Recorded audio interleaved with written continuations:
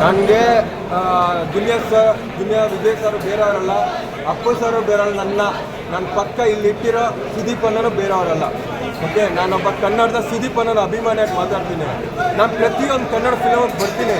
ಇವತ್ತು ಇದೇ film start ಆಗೋದಕ್ಕಿಂತ ಮುಂಚೆ ಇಬ್ಬರು ಮೂವರು ಬಂದ್ಬಿಟ್ಟು ನಿಮ್ಮ ಯೂಟ್ಯೂಬರ್ಸು ಎಲ್ಲರಿಗೂ ಗೊತ್ತಿರೋದೆ ಹಿಡ್ಕೊಂಡು ನೀನು ಏನೋ ಬ್ಯಾಡ್ ಮಾಡ್ತೀಯ ಅದು ಮಾಡ್ತೀಯ ಅಂತ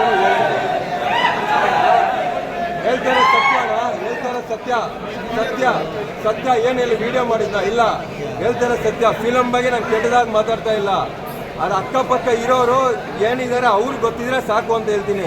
ಇದೇ ಕಟ್ಟರ ಫಿಲಮ್ಗೂ ಇದೇ ಕಾಟೇರ ಫಿಲಮ್ಗೆ ಫಸ್ಟ್ ರಿವ್ಯೂ ಕೊಟ್ಟಿರೋ ನಾನೇ.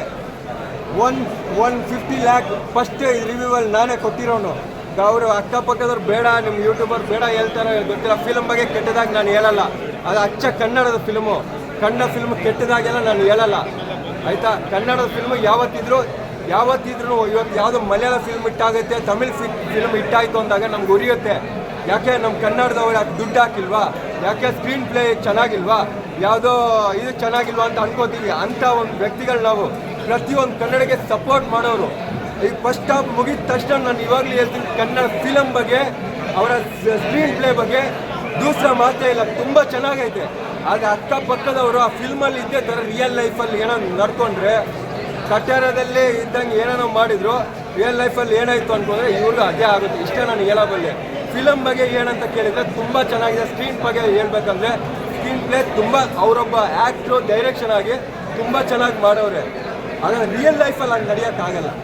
ಹಾಗಂತ ಇವಾಗ ಎಷ್ಟು ಬ್ರೂಟಲಾಗಿ ಪೊಲೀಸವರಿಗೆ ಬ್ರೂಟಲಾಗಿ ತೋರಿಸ್ತಾರೆ ಅಂತಂದರೆ ಒಬ್ಬ ಅಪರಾಧಿಗೆ ಅದೊಂದು ತುಂಬ ಭಯ ಆಗುತ್ತೆ.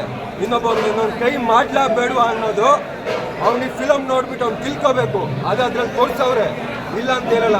ಖಂಡಿತವಾಗಿ ಒಬ್ಬ ಅಪರಾಧಿ ಹುಟ್ಟಬೇಕಂದ್ರೆ ಈ ಫಿಲಮ್ ನೋಡಿದ್ಮೇಲೆ ಅಯ್ಯೋ ಬೇಡಪ್ಪ ಈ ಥರ ಪೊಲೀಸವರು ಹಿಂಸೆ ಕೊಡ್ತವ್ರ ಅಂತ ಅನ್ಕೋಬೋದು. ಆದರೆ ಪೊಲೀಸವ್ರು ಇಷ್ಟು ನೀವು ಬ್ರೂಟಲಾಗಿ ತೋರಿಸ್ತಾ ಇದ್ದೀರ ಅಂತಂದರೆ ಅದಕ್ಕೂ ಕಾರಣ ಇದೆ. That is reality.